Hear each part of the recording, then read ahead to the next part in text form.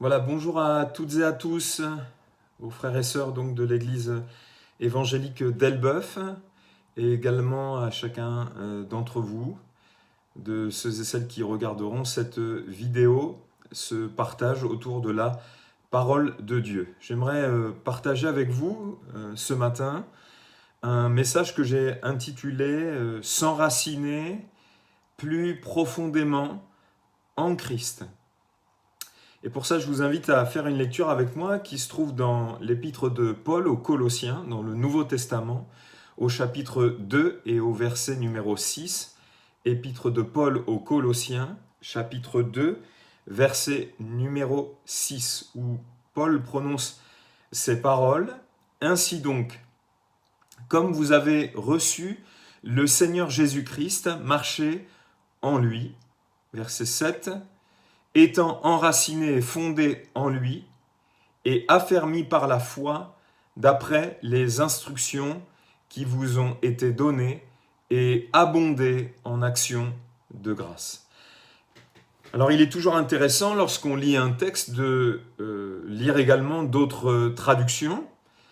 Et ce même texte de Colossiens, chapitre 2, versets 6 et 7, dans la version Semeur, eh bien, il nous est dit « Aussi, puisque vous avez reçu le Christ, Jésus le Seigneur, comportez-vous comme des gens unis à lui, enracinez-vous en lui, construisez toute votre vie sur lui, et attachez-vous de plus en plus fermement à la foi conforme à ce qu'on vous a enseigné. Agissez ainsi en adressant à Dieu de nombreuses prières de reconnaissance. » Et je vous propose, pour terminer, eh bien, la transcription parole vivante que je vous encourage à vous procurer si vous ne l'avez pas en votre possession, où il est dit ceci, c'est une combinaison de plusieurs traductions. Aussi, puisque vous avez appris à connaître Jésus-Christ et que vous l'avez accepté comme Seigneur, marchez sous sa direction, en communion vivante avec lui, que les racines de votre être s'implantent toujours plus profondément en lui, construisez toute votre vie intérieure sur lui, attachez-vous de plus en plus fermement à la foi qu'on vous a enseignée, marchez-y de progrès en progrès, et que votre bouche déborde de prières de reconnaissance. Alors, la première chose que j'aimerais voir avec vous, c'est pourquoi cette lettre tout d'abord. Un faux enseignement menaçait l'église de Colosse, le gnosticisme. Par conséquent, eh bien, le risque d'être emporté par cette fausse doctrine, d'être entraîné par cette fausse doctrine, existait. En exhortant les croyants de l'église d'Éphèse à devenir matures, à devenir accomplis, à la stature parfaite de Christ, eh bien, l'apôtre Paul poursuivait un objectif qui nous est donné, communiqué dans Éphésiens 4, 14, afin que vous ne soyez plus des enfants flottants, emportés à tout vent de doctrine, par la tromperie des hommes, par leur ruse dans les moyens de séduction. Et lorsque l'on considère cette parole de l'apôtre Paul, le risque existait et a toujours existé, eh bien, d'être entraîné, d'être emporté par des fausses doctrines. Et Paul dit bien que l'objectif de devenir des hommes et des femmes matures en Christ, accomplis à la stature parfaite de Jésus, eh bien, c'est pour que nous soyons plus des enfants flottants et emportés à tout vent de doctrine. Et donc, le risque existait pour l'église de Colosse. Et pour cette raison même, ils avaient besoin de s'enraciner davantage. Dans la lecture d'introduction, pour ne pas être emporté bien sûr, dans la lecture d'introduction, Paul ne dit pas au sujet des Colossiens qu'ils n'ont pas été enracinés en Christ, puisqu'il est dit dans la version seconde, étant enracinés et fondés. Dans le grec, le temps employé est le parfait. C'est l'équivalent du passé simple. Il parle donc de cette réalité comme étant acquise. Ils ont été enracinés en Christ. Il utilise ici l'image d'une plante ou d'un arbre, puis d'une construction quand il parle d'être fondé, tout en parlant bien entendu du croyant. Ils ont déjà été enracinés, parce qu'enraciner signifie faire prendre racine à une plante ou à un arbre. Et de par la nouvelle naissance qu'ils avaient expérimentée, ils avaient pris racine en Christ.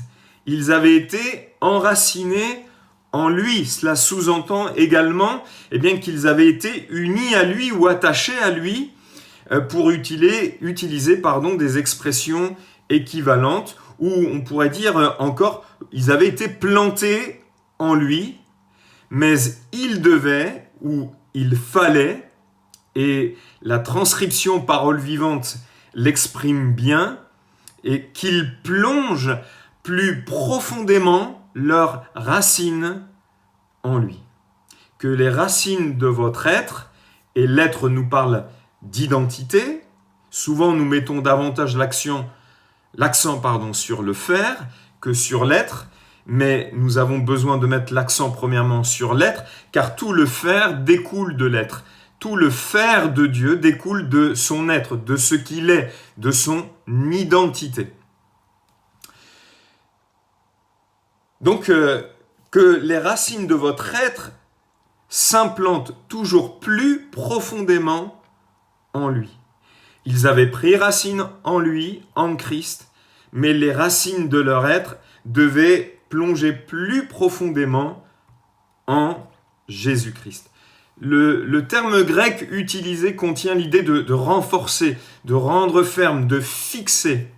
Et l'enracinement en Christ et plonger plus profondément nos racines en lui a pour objectif de rendre chaque croyant ferme et inébranlable dans la foi en Jésus-Christ. J'habite une région, la Normandie, où il y a régulièrement des tempêtes. Ce n'est pas uniquement en Normandie qu'il y a des tempêtes, mais peut-être davantage dans cette partie, dans cet endroit de France. Quand le vent souffle très très fort, nous savons que ce sont les arbres qui sont solidement enracinés qui restent debout. La force du vent même arrive quelquefois à déraciner des arbres centenaires qui étaient profondément enracinés ou qui quelquefois avaient les racines malheureusement endommagées. Mais en tout cas, la nature nous montre que quand le vent souffle très fort, ce sont les arbres qui sont le plus profondément enracinés qui finalement tiennent bon. Amen. Et c'est, je crois, une réalité qu'on peut appliquer aux croyants. Premièrement, l'importance d'être enraciné et d'être enraciné davantage en Christ. Pour enraciner une plante, je le disais à l'instant, on va revenir un petit peu sur cette réalité, il faut déjà la planter. Et pour être enraciné en Christ, il faut d'abord avoir été planté en lui ou planté en Christ. Nous retrouvons cette expression en Christ, ou comme je le disais tout à l'heure, uni à lui dans l'Écriture. Cette réalité-là a pour conséquence que nous sommes un avec lui. Lui en nous et nous en lui. Jésus disait, moi et le Père, nous sommes un. Je suis dans le Père et le Père est en moi. Et par le fait que nous sommes unis à Christ, ou plantés en lui, ou enracinés en lui, Christ est en nous et nous sommes en lui. Quand une plante est plantée dans un sol, elle bénéficie de toutes les richesses du sol. Et plantés en Christ, nous sommes au bénéfice de tout ce qu'il est, nous sommes au bénéfice de sa vie, nous faisons quelque part un avec lui, lui en nous et nous en lui. Mais ce que je voudrais mentionner maintenant, c'est ceci. Dans Matthieu 15-13, il est dit qu'il répondit, et c'est Jésus qui parle, suite à une question ou une remarque plutôt qu'on lui a faite, « Toute plante que n'a pas plantée mon Père céleste sera déracinée ». Il est clair que cette parole se réfère premièrement aux pharisiens, dont il est fait mention au verset 12. Et si nous réfléchissons un petit peu sur ce verset, sur cette parole, quelque chose qui est déraciné finit par mourir. Matthieu 3,10, déjà la cognée est mise à la racine des arbres. Tout arbre donc qui ne produit pas de bons fruits sera coupé et jeté au feu. On pourrait dire sera déraciné, il y aura un jugement. Et en réalité, nous avons besoin de comprendre au travers de ces textes que toute plante qui n'a pas été plantée en Christ sera déracinée, finira par mourir. C'est par la nouvelle naissance opérée par l'Esprit de Dieu que nous sommes plantés en lui. Le plus important, je dirais, dans l'expérience chrétienne, et la seule même expérience chrétienne qui vaut, c'est la nouvelle naissance. Galates 6,15 dit « Ce n'est rien que d'être circoncis en circoncis, ce qui est quelque chose, c'est d'être une nouvelle créature. » Il y a donc ceux qui sont plantés en lui, et ceux qui, permettez-moi de le dire comme ça, semblent plantés en lui, mais qui finiront par être déracinés parce qu'ils n'ont pas été plantés en lui, plantés par Dieu, plantés dans le royaume. Il y a les vrais croyants, ceux qui font partie du royaume, et il y a, je dirais, les professants, il y a le blé et il y a l'ivraie. L'ivraie ressemble au blé. Les deux poussent ensemble, dit Jésus, il faut en tout cas les laisser pousser ensemble, mais un tri sera fait. Et l'ivraie sera jetée au feu, finira par mourir. Dans la parabole des 4 terrains, dans Matthieu 13, et qu'on retrouve dans d'autres évangiles, bien entendu, il est fait mention de la semence qui tombe dans un endroit rocailleux. Matthieu 13, 6. Mais quand le soleil parut, elle fut brûlée et sécha, donc la semence, faute de racines. Matthieu 13, 21, l'interprétation, l'explication de Jésus. Parlant donc de celui qui n'a pas de racine en lui-même, il manque de persistance. Et dès que survient une tribulation ou une persécution à cause de la parole, il y trouve une occasion de chute. Donc, il semble que ces 2 textes, déjà, la première remarque que l'on peut faire, fassent mention de l'absence de racines. C'est comme ça que Second le traduit. La plante ici n'a pas de racines. Matthieu 13, 6. Faute de racines. Matthieu 13, 21. N'a pas de racines en lui-même. C'est la première remarque que je ferai. Il y a 2 propositions qui s'offrent à nous. Ou bien cette personne n'a jamais été plantée en Christ, d'où l'absence de racines. Et quand arrive une tribulation ou une affliction, ici il y a une distinction qui est faite. La tribulation parle de détresse, d'épreuve, de pression. Des persécutions, c'est plus en rapport peut-être avec la foi qui est professée. Eh bien, cela ne tient pas. Elle ne produit pas de fruits comme dans le 4e terrain. La deuxième proposition qui s'offre à nous, c'est peut-être est-ce vraiment un croyant dont les racines sont peu profondes, et qui est emporté quand vient la tribulation ou la persécution.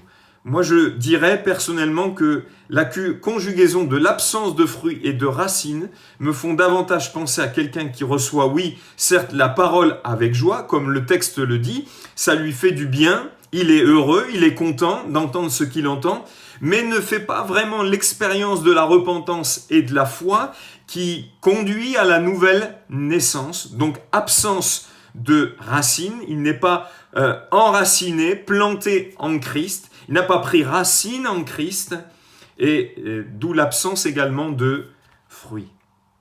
Il y a, vous savez peut-être, comme certains croyants le savent, il y a toujours dans l'Écriture un déjà et un pas encore, un accompli et un devenir. Je vous l'explique au travers de quelques exemples. Nous sommes sauvés, nous sommes en train d'être sauvés, car la Bible dit que nous sommes sauvés en espérance, et nous serons pleinement sauvés. C'est-à-dire que nous entrerons un jour dans la pleine manifestation du salut, ou en tout cas dans la pleine expérience du salut. Nous sommes délivrés. Paul dit c'est pour la liberté que Christ vous a affranchis. Jésus est notre Rédempteur, il nous délivre de l'esclavage du péché, de bien d'autres choses encore. Donc nous sommes délivrés par la foi en Jésus-Christ et la nouvelle naissance. Nous sommes en train d'être délivrés, parce qu'il y a encore des choses dont nous avons besoin d'être délivrés, de faire l'expérience pratique de la délivrance, et nous serons pleinement délivrés. Ce sera la rédemption de nos corps. Nous sommes saints en Jésus-Christ, nous sommes en train d'être sanctifiés et nous collaborons avec Dieu à l'œuvre de sanctification, et nous serons pleinement saints, c'est-à-dire débarrassés de la loi de péché et de mort dont l'apôtre Paul parle dans Romains et qui demeure dans nos membres encore. Eh bien, c'est pareil pour la question de l'enracinement. Nous sommes enracinés en Christ par la nouvelle naissance, c'est-à-dire que nous prenons racine en lui, nous nous enracinons davantage et nous serons pleinement quelque part enracinés à lui, c'est-à-dire indéracinables. Alors, comment s'enraciner davantage? Et nous allons parler de choses pratiques et concrètes. Souvent, dans la parole de Dieu, les hommes et les croyants, en particulier, sont comparés à des arbres. Le palmier, le cèdre, le figuier, l'olivier, le térébinthe et le chêne. Ce sont des mentions de ces arbres qui sont faites et qui sont mises en relation avec les croyants à bien des reprises. Permettez-moi de vous citer un texte, Psaume 92, verset 13. « Les justes croissent comme le palmier, ils s'élèvent comme le cèdre du Liban. » Ici, il est fait référence à deux types d'arbres, le palmier et le cèdre. Et ces deux arbres ont une particularité, c'est leur système racinaire très élaboré et très développé. Celui du palmier, par exemple, est fait de 4 zones qui ont chacune une vocation particulière, servent à quelque chose de particulier. Je vous invite, si vous le souhaitez, à regarder une image sur Internet sur le système racinaire du palmier qui est très élaboré, très fourni, très développé. Et plus les racines vont en profondeur, se développent, plus le développement de la plante ou de l'arbre est latéral, c'est-à-dire sur les côtés, et longitudinal, c'est-à-dire en longueur. C'est-à-dire plus il y a un effet sur la croissance. Et plus nous nous enracinons en Christ, plus cela aura un effet sur notre croissance latérale, mais aussi longitudinale, c'est-à-dire plus nous grandirons en stature. Amen. Plus les racines vont en profondeur et se développent, plus le développement, encore une fois, est latéral et longitudinal, c'est-à-dire plus il y a un effet sur la croissance. Donc on voit bien que Dieu, à partir du texte du psaume 92, verset 13, fait une comparaison avec ce qui se passe au niveau des arbres et la vie du croyant. Il y a 4 choses qui vont contribuer à la croissance de l'arbre. Le sol, nous avons vu que nous sommes plantés en Christ, dont il tire les minéraux, l'eau également, qui donne la vie. Et on peut parler de la parole. Éphésiens 5, 26, afin qu'il la sanctifiât en la purifiant par le lavage d'eau, par la parole. Jésus est cette source d'eau vive. Amen. La lumière qui, par la photosynthèse, produit de la matière organique. Et la lumière nous parle bien de l'illumination du cœur, de la révélation de la vérité. vous connaîtrez la vérité, et la vérité vous rendra libre. Jean 8, 32. Donc la lumière qui produit de la matière organique au travers de la photosynthèse, nous parle de la révélation. Et la révélation, elle est transcendante et elle fait toute la différence avec la connaissance intellectuelle. Et puis, la plante se nourrit d'air également. L'air est un élément nutritif, dont l'élément nutritif est le dioxyde de carbone. Et on peut aussi parler de la prière qui est la respiration, je crois, de la foi ou de l'âme. Et l'arbre respire en permanence et rejette de l'oxygène. Alors, toujours dans cette comparaison avec les arbres, si on prend le texte d'Osée, chapitre 14, verset 6, il est dit « Il enfoncera ses racines dans le sol comme les arbres du Liban », donc les cèdres. Parole de vie ici comme traduction. Plus le sol est de qualité, plus la croissance sera favorisée et plus l'enracinement sera profond, plus l'arbre sera également solide. Je crois qu'il n'y a pas de problème au niveau du sol dans lequel nous sommes plantés. Encore une fois, nous sommes plantés en Christ. Amen. Nous sommes plantés en lui. Et en lui, la Bible nous dit que nous avons tout pleinement. Nous avons tout ce qui est nécessaire à la vie, au développement de la vie et à la piété, c'est-à-dire à ce que nous restions attachés, que nous demeurions attachés à Dieu malgré les tempêtes, malgré les coups de vent très forts quelquefois qui peuvent souffler sur notre vie. En lui, dans le sol dans lequel nous avons été plantés, en Christ, nous avons tout pleinement. Alléluia. Tout ce qui contribue à la vie et à la piété, dit l'apôtre Pierre. Nous avons tout le sol favorable quelque part pour que notre enracinement aille plus profond encore. Et pour l'apôtre Paul, s'enraciner en lui, c'était d'abord s'enraciner dans l'amour de Jésus. Éphésiens 3,17, en sorte que Christ habite dans vos cœurs par la foi, afin qu'étant enraciné et fondé dans l'amour.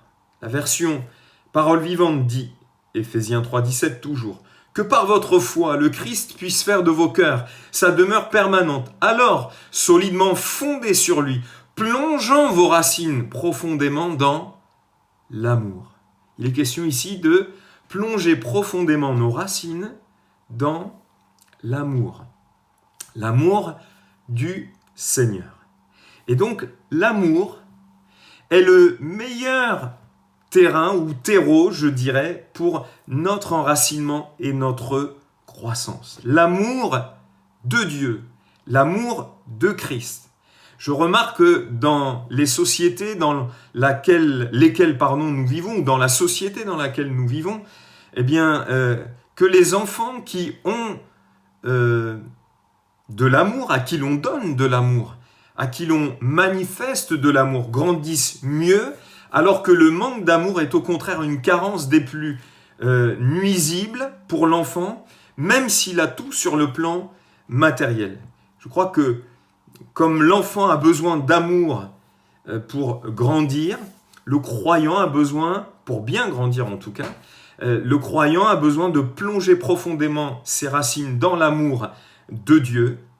En tout cas, dans cet amour, nos racines peuvent aller plus profondes encore, faire de nous des gens solidement enracinés. Même si l'enfant a besoin de nourriture, de sommeil, pour grandir, de situations qui produisent chez lui un stress qui va produire au travers d'une certaine glande, une substance particulière, on a besoin aussi, je crois, d'amour, de se savoir aimer pour bien grandir. Et ce qui est valable pour un être humain est valable aussi sur le plan spirituel. Et j'aimerais vous dire, mes frères et sœurs, que le pot est grand et même insondable, je dirais. J'ai fait l'expérience lors d'un déménagement de constater qu'une plante, en l'occurrence un caoutchouc, ne grandissait pas vraiment. Je n'avais pas prêté forcément d'attention, peut-être davantage mon épouse, mais dès lors que nous avons mis cette plante dans un pot beaucoup plus grand, eh bien, la plante a eu pour conséquence, en tout cas, ça a eu pour conséquence au niveau de la plante, eh bien, qu'elle grandisse davantage, qu'elle s'épanouisse, si on peut le dire comme ça, davantage. Ne soyons pas des chrétiens bonsaï. Vous savez qu'un bonsaï, il reste tout petit parce qu'il a comment dirais-je, des petites racines. Elles ne se développent pas en fait. Et quelque part, ne soyons pas ces chrétiens bonsaï, que nos racines plongent profondément dans l'amour de Dieu. Éphésiens 3,18, et c'est pour ça que je disais que le pot, quelque part, le terrain de l'amour de Dieu est tellement grand et même insondable. Paul dit, Éphésiens 3,18, que vous puissiez comprendre avec tous les saints quelle est la largeur, la longueur, la profondeur et la hauteur, et connaître l'amour de Christ, qui surpasse toute connaissance. Que nous pouvons avoir de l'amour, sous-entendu cela, en sorte que vous soyez remplis jusqu'à toute la plénitude de Dieu. Encore une fois, retenez bien cette image.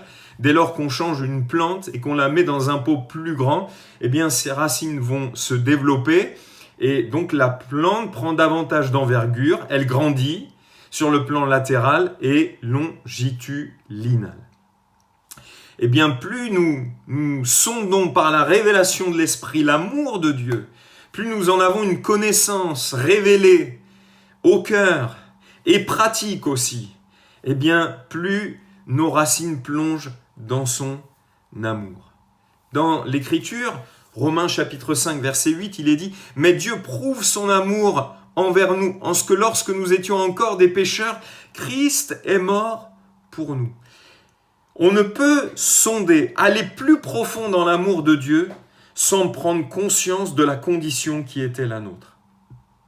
Mais Dieu prouve son amour envers nous, en ce que lorsque nous étions encore des pécheurs, Christ est mort pour nous. Dans le verset précédent, Paul dit, on peut comprendre que quelqu'un puisse risquer sa vie pour une bonne cause ou donner sa vie pour un homme de bien, mais Dieu prouve son amour envers nous, en ce que lorsque nous étions encore des pécheurs, Christ est mort pour nous.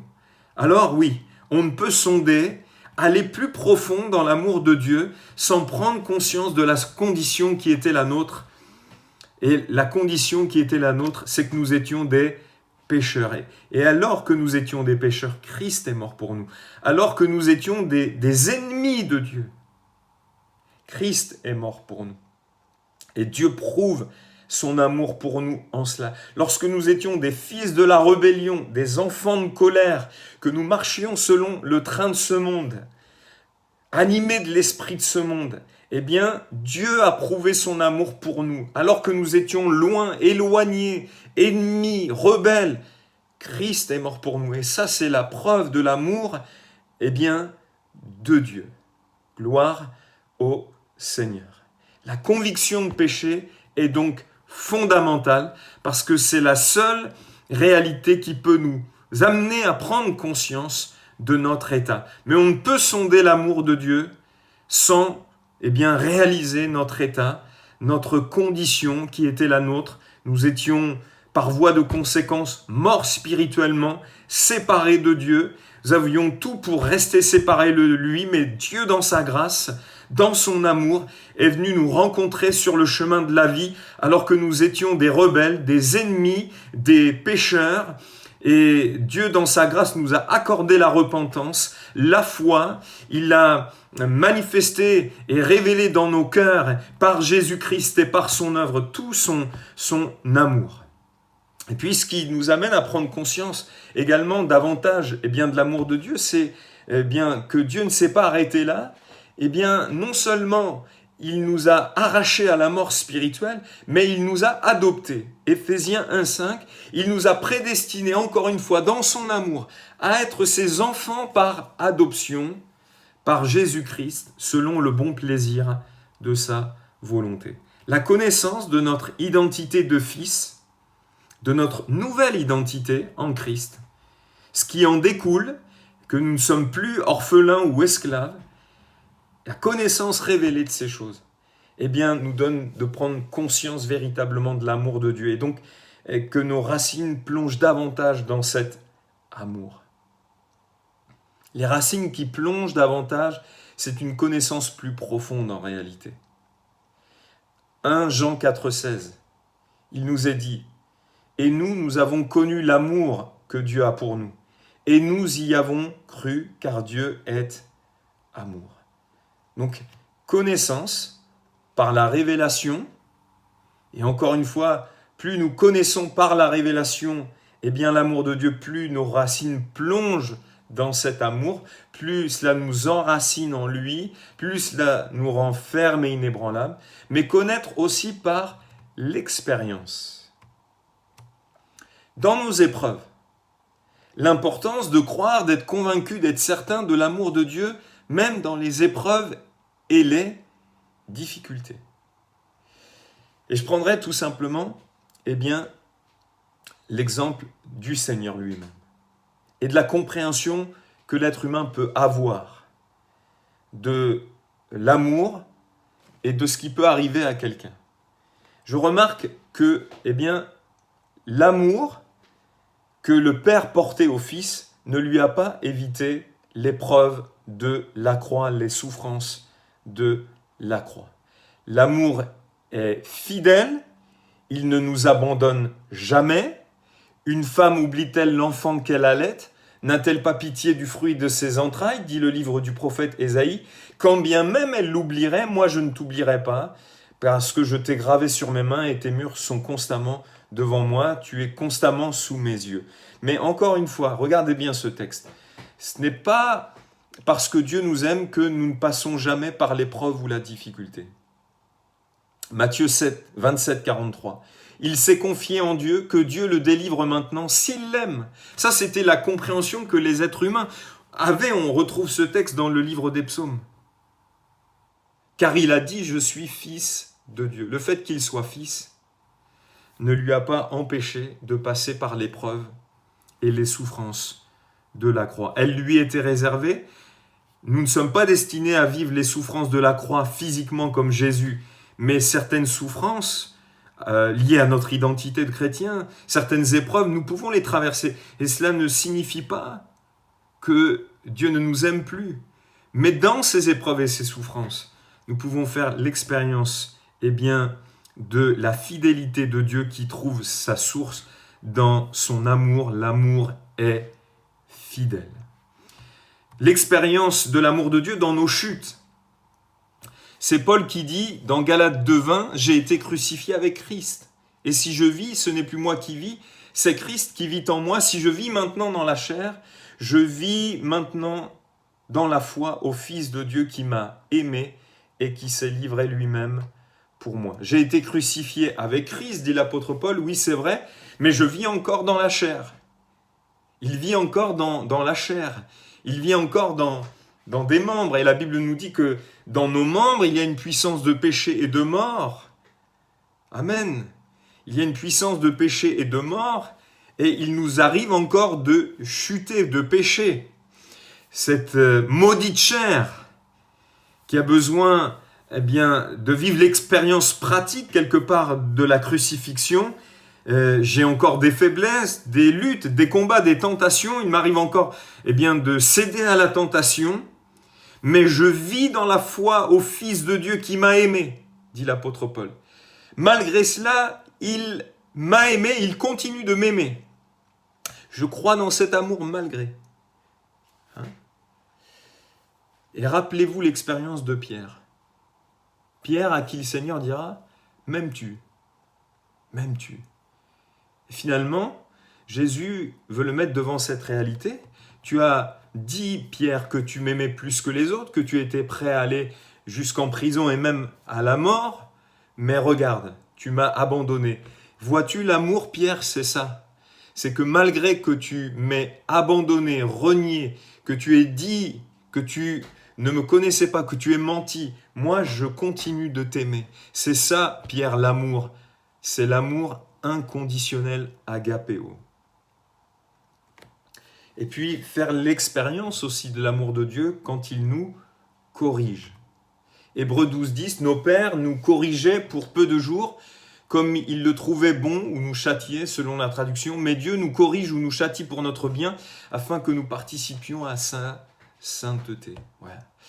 Quand nous réalisons que la correction du Seigneur est l'expression de son amour pour nous, parce qu'il ne veut pas que nous soyons condamnés avec le monde et qu'il nous fait participer à sa sainteté ainsi, eh bien ces choses contribuent encore une fois à notre enracinement. Je vais bientôt terminer avec ce message. Paul parle de connaître l'amour du Christ qui surpasse toute connaissance.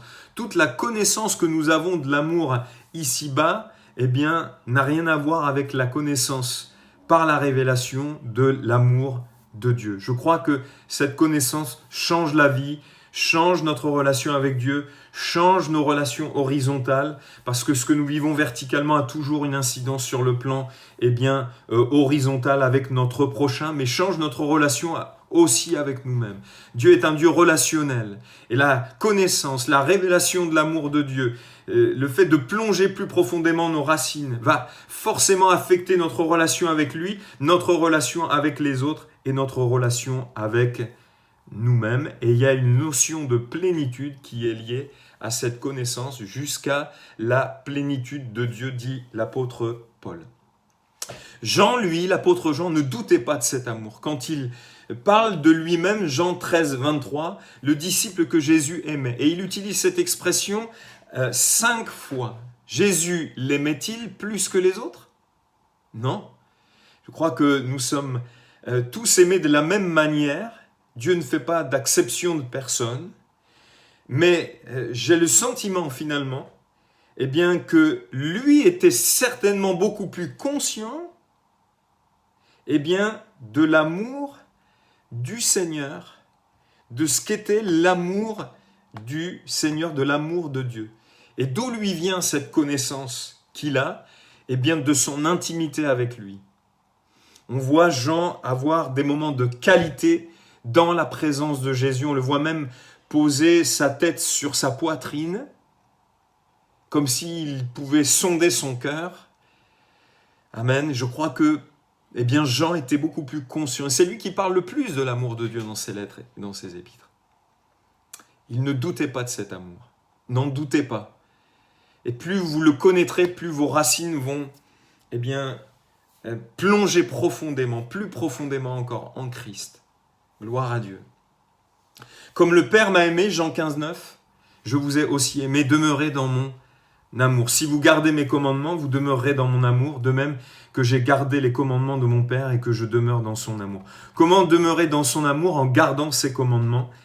Et ses commandements, c'est aimer Dieu, aimer notre prochain comme nous-mêmes, aimer comme nous avons été aimés. Aimez-vous les uns les autres comme je vous ai aimé. Et plus je plonge mes racines, encore une fois, dans l'amour de Dieu, plus j'ai cette connaissance de l'amour de Dieu, de l'amour de Christ, ou manifesté en Christ.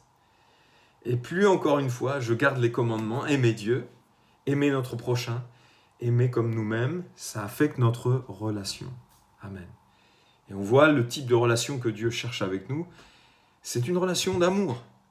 Non pas de choses faites de loi, d'interdits plutôt, mais d'amour. Et l'amour cherche à faire plaisir. Amen. Cherchons à plaire à notre Père, à lui faire plaisir parce que nous l'aimons. Alléluia, à lui plaire. Encore une fois, l'amour, plus j'ai connaissance de cet amour, plus je plonge profondément, cela consiste encore une fois à garder ses commandements. 1 Jean 5, 3. L'amour de Dieu consiste à garder ses commandements. Amen. Pour s'enraciner dans l'amour, il faut s'enraciner dans la parole. Amen. Jean 14, 21. Celui qui a mes commandements et qui les garde, c'est celui qui m'aime. Et celui qui m'aime sera aimé de mon Père. Je l'aimerai et je me ferai connaître à lui. Jude, non pas l'Iscariote, lui dit, verset 22, « Seigneur, d'où vient que tu te feras connaître à nous et non au monde ?» Jésus lui répondit, « Si quelqu'un m'aime, il gardera ma parole et mon Père l'aimera. Nous viendrons à lui et nous ferons notre demeure en lui. » Plus je m'enracine dans la parole, je crois, plus j'ai connaissance, encore une fois aussi, par la révélation, parce que l'Esprit travaille avec la parole, et bien de cet amour, mais je crois aussi que c'est comme un cercle vertueux, plus je m'enracine dans l'amour de Christ, plus je m'enracine aussi dans la parole, les choses vont ensemble. Plus je vais m'enraciner aussi dans l'Église, plus je m'enracine en Christ et plus je m'enracine dans son corps. Amen. Gloire à Dieu. Les choses vont ensemble, mes frères et sœurs. Plus je m'enracine en Christ et plus je m'enracine dans l'Église. Plus je suis quelque part, je me attaché, fixé à une Église, quelle que soit sa forme, quelle qu'elle soit. Mais plus je m'enracine en Jésus-Christ et plus je m'enracine, en tout cas, dans l'Église. Gloire à Dieu. Et ma prière, c'est que nous soyons les uns et les autres et que nous profitions de ces moments dans cet objectif. Eh bien, enracinés et fondés en Christ, mais enracinés, que nous plongions plus profondément encore nos racines en Christ, afin que nous soyons fermes et inébranlables en lui, et que nous tirions bien, de lui tout ce qui est nécessaire à notre croissance, à notre développement, et que les fruits que nous portons, alléluia, bien, puissent servir aux gens de ce monde. Gloire à Dieu, parce que les fruits, c'est jamais pour l'arbre. Les fruits, c'est pour qu'ils soient cueillis. Et je prie que plus enracinés nous le serons, plus enracinés en Christ, plus nous plongeons profondément nos racines en lui et dans son amour, plus nous porterons du fruit à sa gloire, plus nous brillerons et plus, je crois, les gens de ce monde pourront se nourrir des fruits et avoir une révélation au travers de ces fruits que Dieu est vrai, que Dieu les aime et qu'il y a un plan de salut pour eux. Que Dieu vous bénisse en Jésus-Christ. Amen.